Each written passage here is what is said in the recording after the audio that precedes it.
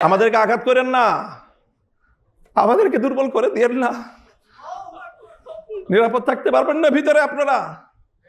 আমি তো বললাম আজকে দাঁড়ান, কে আছেন এই দাওয়াতুল মুসলিম গায়রুল মুসলিমিনের মধ্যে দায়ীদের পিছনে দাঁড়িয়ে রাষ্ট্রের বিরুদ্ধে লড়াই করার জন্য হিম্মত নিয়ে মাঠে নামবেন? কে আছেন? আসেন, আমরা আসবো।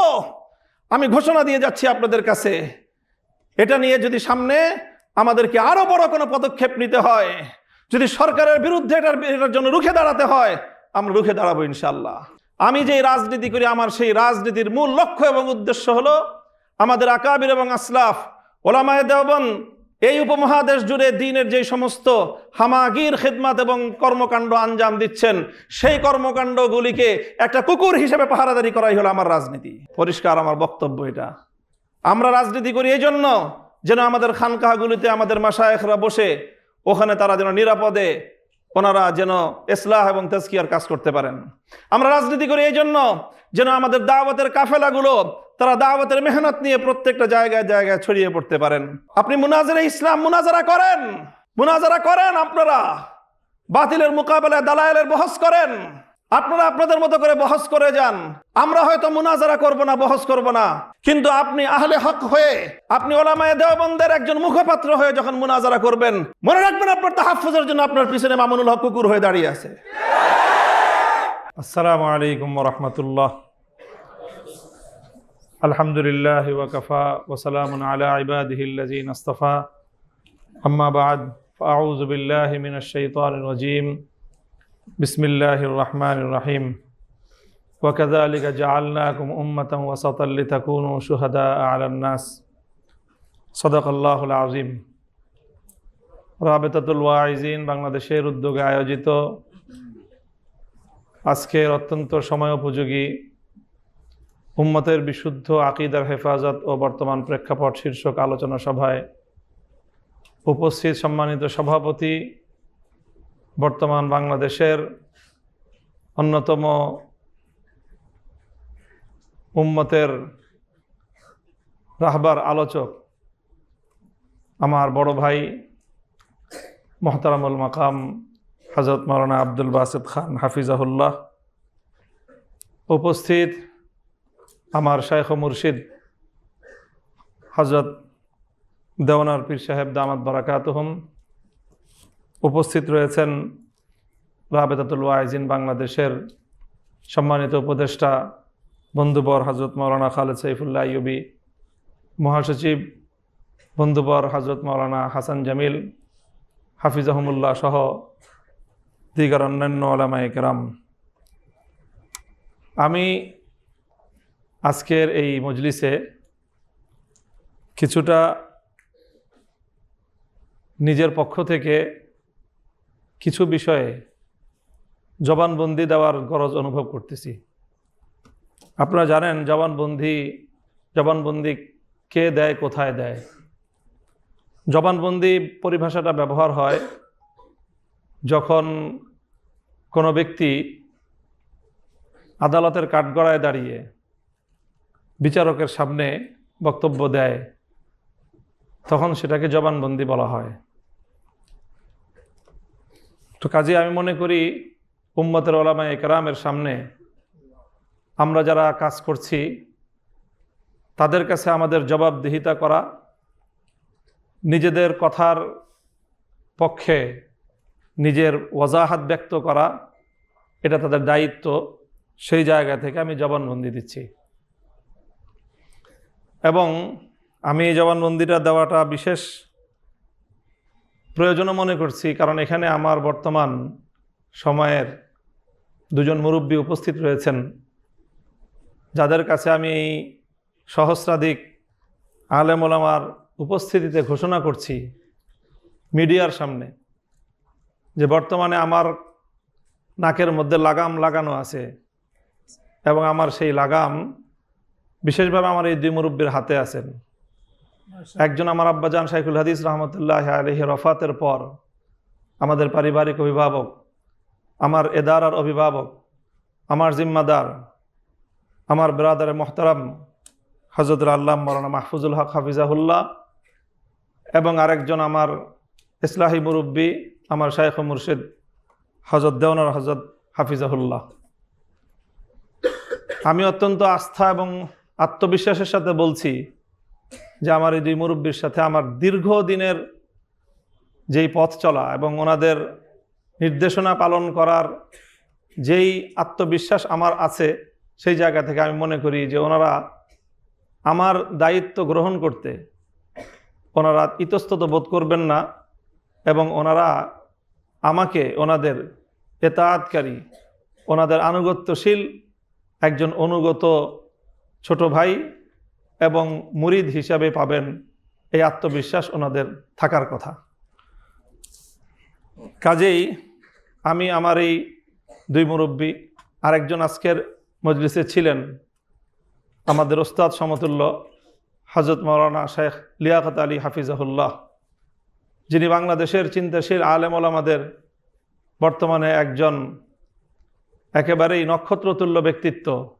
আপনারা অনেকেই জানেন মাদ্রাসা দারুর রাশাদের অন্যতম স্বপ্নদ্রষ্টা, আমাদের জামিয়া রহমানিয়া আরাবিয়ার দীর্ঘ প্রায় 20 শতাব্দীর যিনি মুহাদ্দিস, তিরমিজি শরীফের হাদিস পড়ান, শাইখুল হাদিস আল্লামা আজিজুল হক রহমতুল্লাহ আলাইহের অন্যতম ইলমি ওয়ারিস আল্লামা লিয়াকত আলী হাফিজাহুল্লাহ।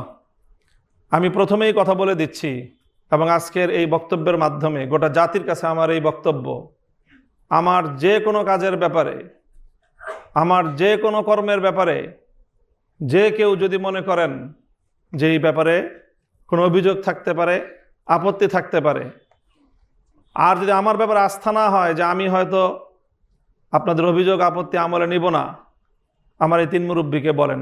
উপস্থিত 2 মুরব্বী আছেন, সাথে লিয়াকত আলী সাহেব হুজুরকে আমি যুক্ত করে দিলাম। আমার সাথে কথা বলতে হবে না, ওনারা 3 জন বসে যদি আমার ব্যাপারে যে কোনো ফয়সালা প্রদান করেন, আমি ওনাদের সেই আনুগত্য মেনে নিতে একচুল পরিমাণ কুণ্ঠিত হব না। আলহামদুলিল্লাহ। মোহতারাম হযরত উলামায়ে কেরাম, আজকে আকীদার হেফাজত বিষয় নিয়ে আলোচনা। তো আমি তো আলহামদুলিল্লাহ কওমি মাদ্রাসায় আগাগোড়া পড়াশোনা করেছি এবং কওমি মাদ্রাসায় পড়াশোনা করার পর থেকেই আমার আব্বাজান শাইখুল হাদিস রহমতুল্লাহ আলাইহি আমাকে নিজে হাতে ধরে নিয়ে সিরাজগঞ্জ উত্তরবঙ্গের দারুল উলুম বেতুয়া মাদ্রাসার আব্দুল বাসেদ খান সাহেব হুজুর এখন যে মাদ্রাসার মুহতামিম, ওই মাদ্রাসায় নিয়ে আমাকে টেবিলের এই পার থেকে ওই পারে বসায় দিয়ে আসছেন এবং বুখারী শরীফের তাদরিসের জিম্মা আমাকে অর্পণ করে সেই নিবৃত এক পল্লীতে রেখে এসেছেন। সেই থেকে আজ 1996 সাল থেকে 2026 চলতেছে, হিসাবে 32 বছর বুখারী শরীফ তাদরিসের খেদমতের সাথে আল্লাহ সম্পৃক্ত রেখেছেন। কাজেই কোরআন এবং হাদিসের শিক্ষকতার অব্যাহত এই মেহনতের মাধ্যমে আল্লাহ পাক রব্বুল আলামিন কোরআন এবং হাদিসের কিছু ইলম বা কিছু মালুমাত আল্লাহ পাক রব্বুল আলামিন হাসিল করার তৌফিক দিয়েছেন। সেই জায়গাগুলোকে ভিত্তি করেই আমি আমার সকল কার্যক্রম পরিচালনা করি। আমি এখানে খুব কথা লম্বা বলবো না, 2-3টা কথা। এই যে আকীদার যে আলোচনা, এই আলোচনায় আমি যেহেতু একটা বিশেষ অঙ্গনে আমাদের আকাবের এবং আসলাফদের এবং আমাদের পুরা মাসলাকে দেওবন্দিয়াতের আমি একটা প্রতিনিধিত্বশীল জায়গায় যেভাবেই হোক যে করেই হোক আমাকে পৌঁছায় দেওয়া হয়েছে এবং এর জন্য সবচেয়ে বড় অবদান হলো বিগত ফ্যাসিবাদী শেখ হাসিনার। তো সেই জায়গায় যেহেতু যে কোনোভাবে আমাকে উপনীত করে দেওয়া হয়েছে, এই জন্য আমাকে আমার সেই জায়গার অবস্থা বিবেচনা করে আমাকে কথাবার্তা বলতে হয়, কাজকর্ম করতে হয়, মিডিয়াকে ফেস করতে হয়, জাতীয় এবং আন্তর্জাতিক গণমাধ্যমকে আমার ফেস করেই কথাবার্তা বলতে হয়। সেই জন্য অনেক শব্দ, অনেক ভাষা, অনেক কথা আপনারা অন্যরা বলেন, সেটার প্রতি আমার সমর্থন থাকলেও অনেক সময় সেই সীমাবদ্ধতার কারণে আমরা বলি না। এবং আমি মনে করি যে কিছু কিছু আলফাজ আছে যেগুলো বর্তমান সময়ে লফজের হিকমতের মধ্যে পড়বে, যেরকম ফিতনায়ে ইনকারে হাদিস, এটা একটা অনওয়ান, আবার ফিতনায়ে আহলে কোরআন একই অনওয়ান। আমি মনে করি ফিতনায়ে আহলে কোরআন বলার চেয়ে ফিতনা ইনকারে হাদিস বলাটা বেশি হিকমতপূর্ণ হবে। আহলে কোরআন বললে অনেক মানুষ বিভ্রান্ত হয়ে যাবে এই শিরোনাম শুনেই, যে আহলে কোরআন তো ভালো জিনিস, তা আপনি আহলে কোরআনের বিরুদ্ধে লাগছেন কেন?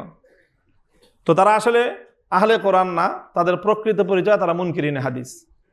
ঠিক একইভাবে আহলে হাদিস বা এই জাতীয় শব্দে কারো তানকিদ না করে ফিতনা ইনকারে তাকলিদ অস্বীকার করা, এটা উম্মতের মধ্যে অনেক বড় এক ফিতনা। হাদিস অস্বীকার করা যেরকম এক বড় ফিতনা, তাকলিদ ইনকার করাটাও এটা উম্মতের 1300 বছরের তাওয়ারুসের এক ইনকার করার ফিতনা। এই দুইটা শব্দের প্রতি আমার একটা থাকলো, ওলামা একরাম এটা নিয়ে ফিকির করবেন। আমি এখন আরেকটা বিষয়ে ওয়াজাহাত করতে চাই। যেহেতু আমি উম্মতের ওলামা একরামের পক্ষ থেকে প্রতিনিধিত্বশীল জায়গায় বসে রাজনৈতিক কার্যক্রম পরিচালনা করছি, এই জন্য রাজনীতি নিয়ে আমার একেবারে যে পড়াশোনা, পর্যালোচনা, পর্যবেক্ষণ নাই, এরকম আমি আমাকে নিজেকে মনে করি না। বরং আমি আমার রাজনৈতিক পথ চলায় প্রতিটি পদক্ষেপে আমি আমার আকাবের আসলাফ, আমার পূর্বসূরি, বিশেষ করে ওলামায়ে দেওবন্দের প্রতিটি রাজনৈতিক সন্ধিক্ষণের ওনাদের কর্মকাণ্ড, কর্মপন্থা নিয়ে আমার চুলচেরা বিশ্লেষণ করার সুযোগ অন্যদের চেয়ে বেশি হয়। সেই জায়গা থেকে আমি মাসলাকে দেওবন্দের সিয়াসি ফিকরটা কি, রাজনৈতিক চিন্তাধারাই বা কি, এবং তাদের রাজনৈতিক কর্মপন্থাটা কি, আমি খুব সংক্ষেপে 2-4টা কথা থেকে আমি যতটুকু বুঝেছি আপনাদের কাছে উপস্থাপন করার চেষ্টা করি। যেমন ধরেন, আমাদের এই পাক ভারত উপমহাদেশে দেওবন্দি ওলামায়ে কেরামের রাজনীতির অন্যতম একজন মুখপাত্র হিসাবে বা প্রধান মুখপাত্র হিসেবে যদি আমি শাইখুল হিন্দ মাহমুদ হাসান দেওবন্দি রহমতুল্লাহ আলাইহির নাম বলি, আমি মনে হয় আমি খুব বেশি বাড়িয়ে বলবো না। আমাদের জামিয়া রহমানিয়া আরাবিয়ায় শাইখুল হাদিস আল্লামা আজিজুল হক রহমতুল্লাহ আলাইহির সাথে আমাদের আরও কিছু উস্তাদদের, আসাতেজায়ে কেরামের সিয়াসি কিছু বিষয় নিয়ে ইখতিলাফ হতো, যার অন্যতম একজন ছিলেন আমাদের উস্তাদে মোহতারাম হযরতুল আল্লাম শাইখুল হাদিস হযরত মাওলানা মুফতি মনসুরুল হক হাফিজাহুল্লাহ তাআলা। শাইখের সাথে যখন ইখতিলাফ হতো, কিছু বিষয় নিয়ে ইখতিলাফ তো ছিলই, তো সেখানে বারবার হাকিমুল উম্মাত থানভী রহমতুল্লাহ আলাইহির নাম আলোচনায় আসতো। তো হযরত শাইখুল হাদিস রহমতুল্লাহ আলাইহি তখন কোনো এক প্রসঙ্গে আমাদেরকে একটা কথা বলেছিলেন, যে আমাদের দেওবন্দি ওলামায়ে কেরামের মধ্যে, আকাবেরিনদের মধ্যে হযরত থানভী রহমতুল্লাহ আলাইহি এবং হযরত হুসাইন আহমদ মাদানী রহমতুল্লাহ আলাইহির মধ্যে সিয়াসি ফিকির নিয়ে কিছু ইখতিলাফ ছিল। তো আমরা আমাদের এই দোনো আকাবিরকে সিয়াসতের ক্ষেত্রে ওনাদেরকে মুক্তাদা এবং ইমাম মেনে আমরা ওনাদের যে শায়েখ মাজমাউল বাহরাইন, যেখান থেকে মাদানীও আসছে, থানভীও আসছে, শাইখুল হিন্দ মাহমুদ হাসান দেওবন্দি রহমতুল্লাহ আলাইহির সিয়াসি ফিকিরকে আমরা ধারণ করি। আমার স্পষ্ট বক্তব্য আজকে এখানে, শাইখুল হাদিস রহমতুল্লাহ আলাইহির সেই কথাকে আমি অন্তরে দৃঢ়ভাবে ধারণ করি, এবং আমরা যেই রাজনীতির উত্তরাধিকার বহন করি, আমি মামুনুল হক শাইখুল হিন্দ মাহমুদ হাসান দেওবন্দি রহমতুল্লাহ আলাইহির রাজনীতির একজন আদনা কর্মী এবং গোলাম। এটা হলো আমার স্পষ্ট বক্তব্য। শাইখুল হিন্দ রহমতুল্লাহ আলাইহির রাজনীতির একটা অন্যতম দর্শন ছিল, ওনার একটা প্রসিদ্ধ মাকুলা আছে। আমরা জানি ইংরেজ বিরোধী আন্দোলনের প্রধান রূপকার ছিলেন শাইখুল হিন্দ রহমতুল্লাহ আলাইহি এই ভারতবর্ষে, যিনি তর্কে মুওয়ালাত, অসহযোগ আন্দোলনের রূপরেখা দিয়েছিলেন, যিনি 4 বছর আন্দামান সেই কারাগারে বন্দী ছিলেন। শাইখুল হিন্দ রহমতুল্লাহ আলাইহি ইংরেজদেরকে খেদানোর জন্য এই ভারতবর্ষ জুড়ে জমিয়তুল আনসার গঠন করেছিলেন, বিশাল বিশাল আজিমুশান। তারপরে তিনি ছিলেন তাহরিকে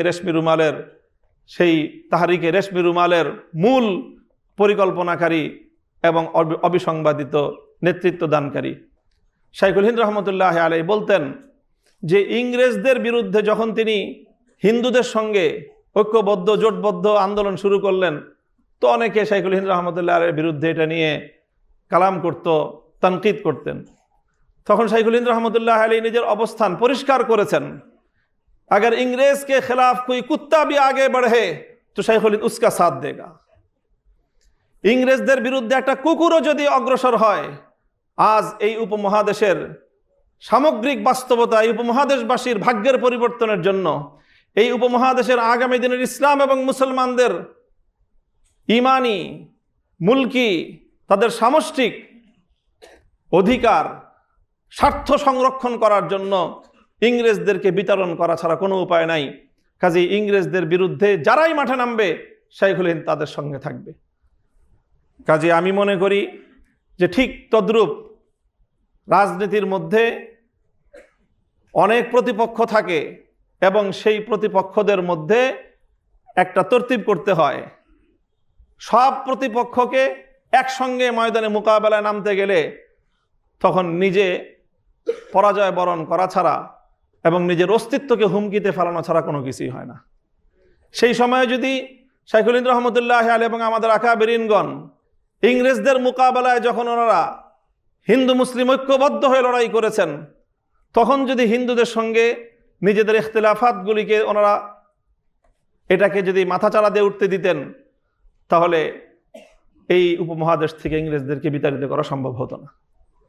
ঠিক একই জিনিস আমরা দেখি যখন আমাদের আকাবেরিনগণ পাকিস্তানে, মুত্তাহিদা পাকিস্তানে, ঐক্যবদ্ধ পাকিস্তান আমলে যখন কাদিয়ানীদেরকে অমুসলিম ঘোষণা করার এই আন্দোলন শুরু হলো, তখন আমাদের আকাবেরিনরা দেখেছিলেন, দেওবন্দি আকাবেররা, যদি এই আন্দোলনে আমাদেরকে সফলতা অর্জন করতে হয় তাহলে আমাদেরকে আরও যেই সকল বিষয়ে, আকিদার বিষয়ে, মাসলাক বিষয়ে, নানা বিষয়ে অন্যদের সাথে যে সমস্ত ইখতিলাফাত আছে, সেই সব ইখতিলাফাতগুলিকে এখন এক মোহনায় নিয়ে আসতে হবে।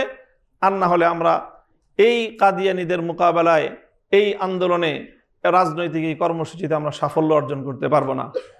আমাদের আকাবির হযরত মাওলানা ইউসুফ বিন নুরি রহমতুল্লাহ আলাইহি, হযরত মুফতি মাহমুদ রহমতুল্লাহ আলাইহি সহ আমাদের আকাবিরিনগণ তখন শুধুমাত্র বেরেলভী আর মওদুদি নয়, বরং আমাদের অধিকাংশ বা প্রায় কোনো কোনো ক্ষেত্রে মুত্তাফাকা যাদের ব্যাপারে রায়, শিয়া তাকফিরের ব্যাপারে, শিয়াদেরকে পর্যন্ত ঐক্যবদ্ধ করে ওনারা পাকিস্তানের অ্যাসেম্বলিতে ঐক্যবদ্ধ আন্দোলন, অ্যাসেম্বলির ভিতরে এবং বাইরে, রাজপথে এবং সংসদে একযোগে ঐক্যবদ্ধ একটা অবস্থান তৈরি করে পাকিস্তানে সেই ঐতিহাসিক কাদিয়ানীদেরকে অমুসলিম বিল তারা পাশ করেছেন।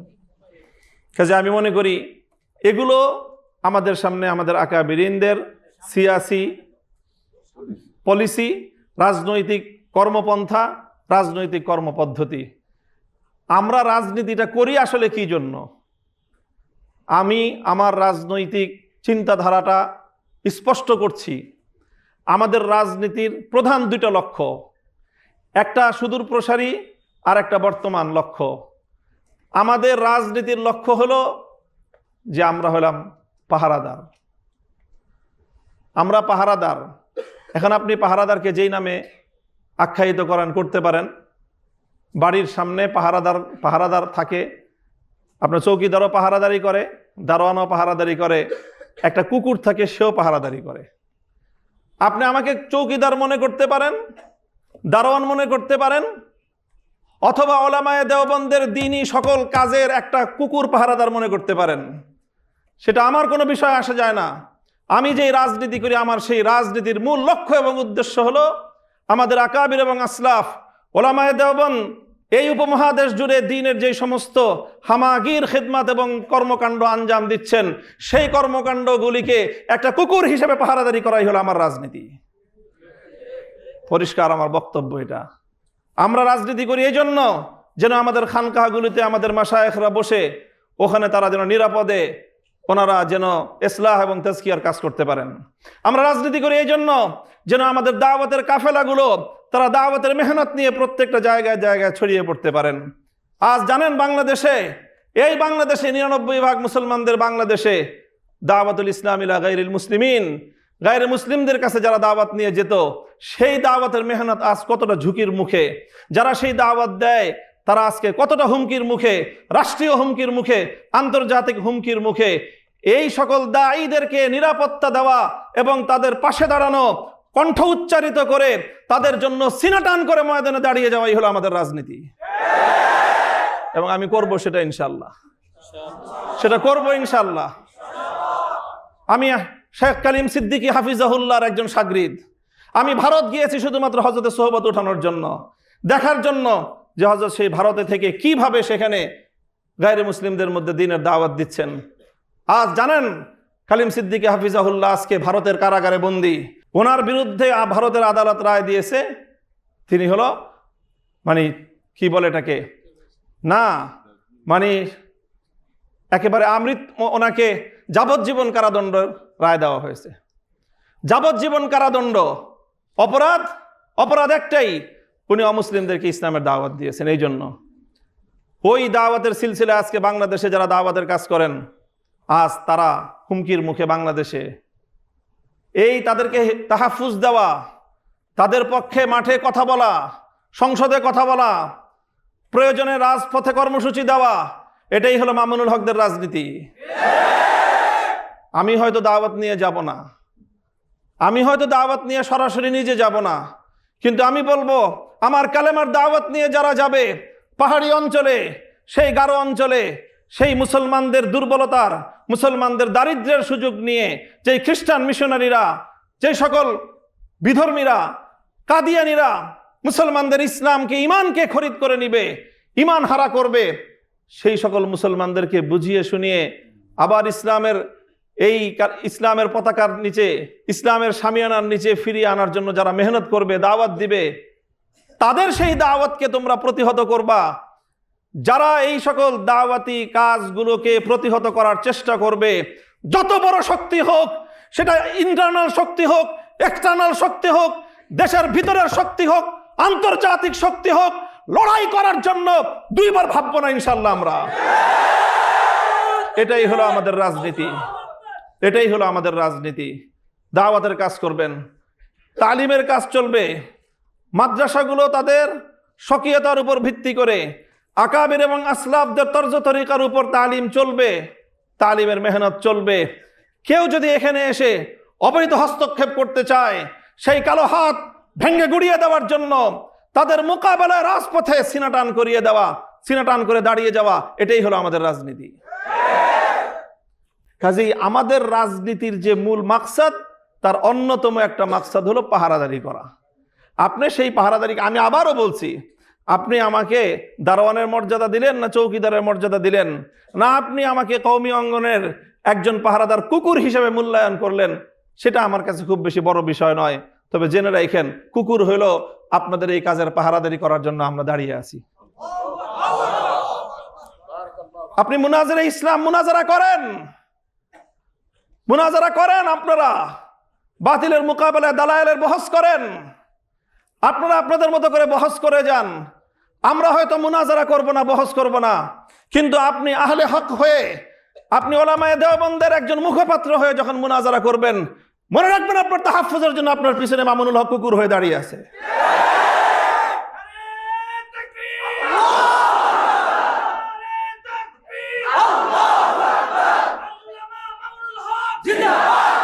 এটা হলো আমাদের রাজনীতি, এটা হলো আমাদের রাজনীতির খুব নিগুড় রহস্য, মৌলিক কথা। কাজেই আমাকে এই রাজনীতি করতে হলে, আমাকে লড়াই করতে হলে, আমাকে কখনো সরকারের বিরুদ্ধে লড়তে হয়, কখনো আমাকে আন্তর্জাতিক শক্তির বিরুদ্ধে লড়তে হয়। কাজেই আমাকে আমার রাজপথের একটা শক্তি নিয়ে আমাকে ময়দানে টিকে থাকতে হবে। যদি আপনার পাহারাদার যদি বাড়ির গেটে না থাকে, ঘরের ভিতরে আপনি মূল্যবান সোনাদানা নিয়ে, অনেক মূল্যবান জীবনযাপন নিয়ে, আপনি আপনার পরিবার পরিজন নিয়ে, আপনি আপনার কলিজার টুকরা সন্তানদেরকে নিয়ে আপনি ঘরের মধ্যে নিরাপদ থাকতে পারবেন না।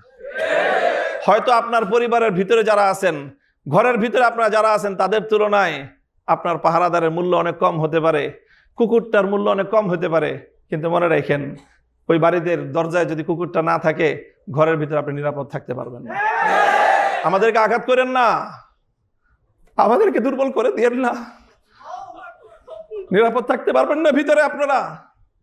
আমি তো বললাম আজকে দাঁড়ান, কে আছেন এই দাওয়াতুল গায়রুল মুসলিমিনের মধ্যে দায়ীদের পিছনে দাঁড়িয়ে রাষ্ট্রের বিরুদ্ধে লড়াই করার জন্য হিম্মত নিয়ে মাঠে নামবেন? কে আছেন? আসেন, আমরা আসবো। আমি ঘোষণা দিয়ে যাচ্ছি আপনাদের কাছে, এটা নিয়ে যদি সামনে আমাদেরকে আরো বড় কোনো পদক্ষেপ নিতে হয়, যদি সরকারের বিরুদ্ধে এটার জন্য রুখে দাঁড়াতে হয়, আমরা রুখে দাঁড়াবো ইনশাআল্লাহ।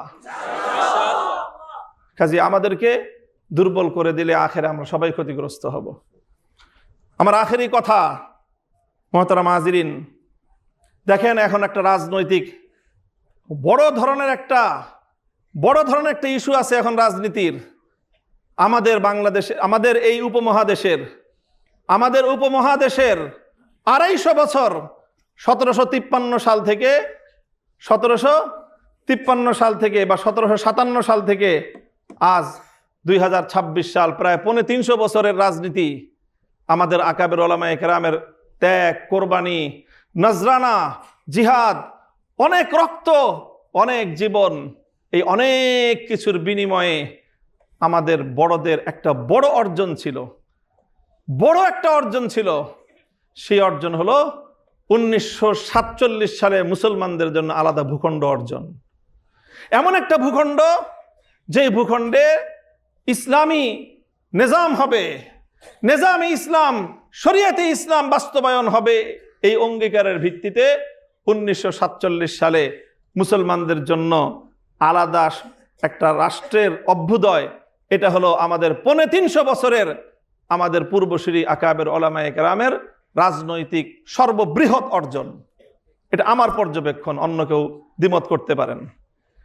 সেই 47-এর বিষয় নিয়ে আমাদের মহান দুই আকাবিরের মধ্যে নজরিয়াতি ইখতিলাফ ছিল। হযরত মাদানী রহমতুল্লাহ আলাই তখন ভারতবর্ষ জুড়ে মুসলমানদের নিরাপত্তার স্বার্থে তিনি ওইভাবে দেশটার বিভক্তি চান নাই, এই কথা সব আমরা জানি। কিন্তু যখন দেশ বিভক্ত হয়ে গিয়েছে, তখন হযরত মাদানী রহমতুল্লাহ আলাইহির মাওকিফ এটাই ছিল যে ঝগড়াঝাটি করে 2 মসজিদ বানানো ঠিক না, কিন্তু যদি মসজিদ 2টা হয়ে যায়, তখন কি করবেন? দোনো মসজিদকে আবাদ করা, দোনো মসজিদের মধ্যে নামাজ কায়েম রাখা, এটাই হলো মুসলমানদের দায়িত্ব। হযরত মাদানী রহমতুল্লাহ আলাইহির কথা এটাই ছিল। 47-এর পরে মুসলমানদের জন্য যখন আলাদা আবাসভূমি হয়ে গেছে, এখন সর্বশক্তি নিয়োগ করে ওই মুসলমানদের দেশে কিভাবে ইসলাম কায়েম করা যায়, কিভাবে নিজামে ইসলাম বাস্তবায়ন করা যায়, সেটাই থানভী রহমতুল্লাহ আলাইহির অনুসারীদেরও মেহনত, সেটা মাদানী রহমতুল্লাহর শাগরিদদের অভিন্ন মেহনত। 47-এর পরে আর কোনো ইখতিলাফ নাই। আমাদের এই অর্জন 47-এর মুসলমানদের জন্য ইসলামের নামে আলাদা ভূখণ্ড হবে, সেই অর্জনকে 1972-এর ভারতে আধিপত্যবাদ দিয়ে সেটাকে গলা টিপে হত্যা করার চেষ্টা করা হয়েছিল বিগত 54 বছর পর্যন্ত।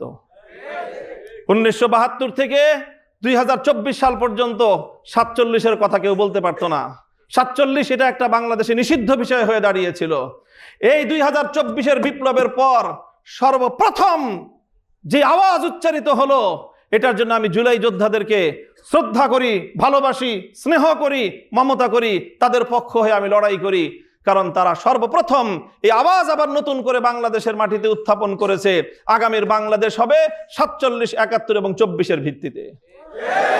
এখন আমাদের রাজনীতি, যারা নিজেদেরকে শাব্বির আহমদ ওসমানী রহমতুল্লাহ আলাইহির সন্তান মনে করো, যারা নিজেদেরকে জাফর আহমদ ওসমানী রহমতুল্লাহ আলাইহির সন্তান মনে করো, যারা ইতিহাস পড়ো যে তোমাদের 47 সালে স্বাধীনতার পতাকা ইংরেজদেরকে বিতাড়িত করে শাব্বির আহমদ ওসমানী উত্তোলন করেছিলেন, যারা শাব্বির আহমদ ওসমানী রহমতুল্লাহ আলাইহির ফাতহুল মুলহিম পড়ে ইলম অর্জন করো, যারা জাফর আহমদ ওসমানী রহমতুল্লাহ আলাইহির ইলাউস সুনান পড়ে গায়রে মুকাল্লিদিনদের বিরুদ্ধে বহস করো, তোমাদের জানা উচিত যে এই ওসমানী রাহিমাহুমাল্লাহর সেই আমানত, সেই ইসলাম এবং মুসলমানদের ভিত্তিতে আবার দেশ গড়ার নতুন দিনের মুয়াজ্জিনরা আজান দিচ্ছে, নতুন বেলাল আজান দিচ্ছে। এই আজানে যদি আমরা সাড়া দিতে না পারি, ইতিহাসের দায় থেকে আমরা মুক্ত হতে পারবো না। কাজেই 47-এর ভিত্তিতে নতুন বাংলাদেশ গড়বার যে আন্দোলন, এটা মাওলানা মওদুদী সাহেব এবং তার অনুসারীদের আন্দোলন না। কারণ 47 সালে মাওলানা মওদুদী সাহেব এই দেশ বিভক্তির পক্ষে ছিলেন না। তিনি মুসলমানদের জন্য আলাদা আবাসভূমি চান নাই, পরিষ্কার কথা। এটা চেয়েছিলেন শাব্বির আহমদ ওসমানী, এটা চেয়েছিলেন মুফতি শফি ওসমানী রহমতুল্লাহ আলাই, মুফতি আজম মুফতি শফি রহমতুল্লাহ আলাই, এটা চেয়েছিলেন সৈয়দ সুলাইমান নদভী রহমতুল্লাহ আলাই, এটা চেয়েছিলেন জাফর আহমদ ওসমানী রহমতুল্লাহ আলাই, এটা চেয়েছিলেন শামসুল হক ফরিদপুরি রহমতুল্লাহ আলাই, এটা চেয়েছিলেন আতহার আলী রহমতুল্লাহ আলাই, এটা চেয়েছিলেন এই দেশের ওলামায়ে কেরাম এবং দেওবন্দি ওলামায়ে কেরাম। কাজেই 47-এর ভিত্তিতে আগামীর বাংলাদেশ গড়বার জন্য এখন আমাদেরকে জুলাই রক্ষা করতে হবে, কারণ জুলাইয়ের হাত ধরে 47 আবার প্রাসঙ্গিক হয়েছে। এখন যদি জুলাই হাতছাড়া হয়ে যায়, 47 আবার হাতছাড়া হয়ে যাবে। কাজেই হে আমার কওমের সন্তানেরা, আমি তোমাদেরকে বলতে চাই, ডাক দিয়ে যাই, আমাদের পূর্বপুরুষরা, আর আমার একটু বেশি আবেগ এই জন্য, কারণ সাব্বির আহমদ ওসমানী, জফর আহমদ ওসমানী, তারা দুজন আমার সরাসরি দাদা ওস্তাদ। শাইখুল হাদিস রহমতুল্লাহ আলাইহের বুখারীর 2 জন ওস্তাদ, একজন জফর আহমদ ওসমানী রহমতুল্লাহ আলাই, আরেকজন সাব্বির আহমদ ওসমানী রহমতুল্লাহ আলাই। এটাকে শুধু আমরা আমাদের রাজনৈতিক বিরাসত মনে করি না, এটা আমরা আমাদের দ্বীনি বিরাসত মনে করি, ইলমি বিরাসত মনে করি, দ্বীনি আমানত মনে করি। এই বাংলাদেশের মাটিতে আবার নতুন করে এইভাবে 47-এর চেতনার ভিত্তিতে দিল্লির গোলামীর জিঞ্জির ছিন্ন করে ইসলাম এবং মুসলিম জাতিসত্তার ভিত্তিতে নতুন দেশ গড়বার এই আওয়াজ যেটা উঠেছে, এই আওয়াজকে পূর্ণতা পর্যন্ত পৌঁছে দেওয়া, এটাই হলো আমাদের রাজনীতি। আমি আমার কথা আর দীর্ঘায়িত করছি না, সকলের কাছে মাপ চাই, অনেক বেশি কথা বলে ফেলেছি। আমি আবার আমার ওই কথা পুনরাবৃত্তি করছি যে ইনশাআল্লাহ আমি আমার মুরব্বীদের সামনে নিজেকে সর্বান্তকরণে সোপর্দ করে দিয়ে আমার ব্যাপারে যে কোনো অভিযোগ, যে কোনো কথা, যে কোনো প্রশ্ন থাকলে ওনাদের সাথে কথা বলেন। যদি আমার সাথে কথা বলতে না পারেন, ওনারা মুত্তাফাকা হয়ে যে ফয়সালা দিবেন, সেই ফয়সালার যদি বাইরে এক কদম আমি ফেলি মামুনুল হক, তাহলে সেই দিন আপনারা আমাকে সবাই আমার আনুগত্য পরিহার করবেন। এটা থাকলে আপনাদের কাছে আমার বিশেষ অনুরোধ। আল্লাহ আপনাদের সকলকে কবুল করুন। বাংলাদেশের ওলামায়ে দেওবন্দ ইসলামের সঠিক যেই মানহাজ, এটার যে আগে বাড়ায় নিয়ে যাচ্ছে, আমরা পাহারাদার হিসাবে হলেও এই মাসলাকের সাথে, এই মাশরাবের সাথে, এই ফিকরার সাথেই আমরা ইনশাআল্লাহ, আল্লাহ পাক রব্বুল আলামিন আমাদেরকে শেষ দম পর্যন্ত, জীবনের শেষ মুহূর্ত পর্যন্ত এভাবে লেগে থাকার তৌফিক দান করুন। আপনাদের সকলকে শুকরিয়া জানিয়ে রাবেদাতুল ওয়াইজিন বাংলাদেশের উত্তরোত্তর সাফল্য এবং উন্নতি কামনা করে আমি আমার কথা শেষ করলাম। ওয়া আখিরু দাওয়ানা আলহামদুলিল্লাহি রাব্বিল আলামিন। আসসালামু আলাইকুম ওয়া রাহমাতুল্লাহ।